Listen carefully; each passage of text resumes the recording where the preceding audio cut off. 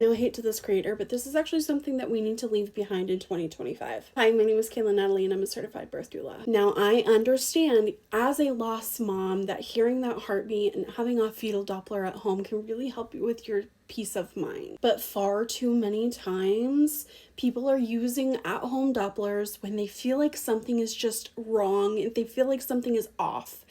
So they use a Doppler, they hear the baby's heartbeat, and they go, oh, my baby is fine. When in fact, they are not actually fine. If your baby is in distress, they're going to have a heart rate. They are going to have a heart rate that is in the normal range. At-home fetal Dopplers give this false sense of security that it just shouldn't give. If you feel like you have decreased fetal movement, which you should be counting the kicks after 28 weeks, if you have 10 within an hour, that is normal. You should be tracking their movements. You should be really going based off of your gut feeling. What is your intuition telling you?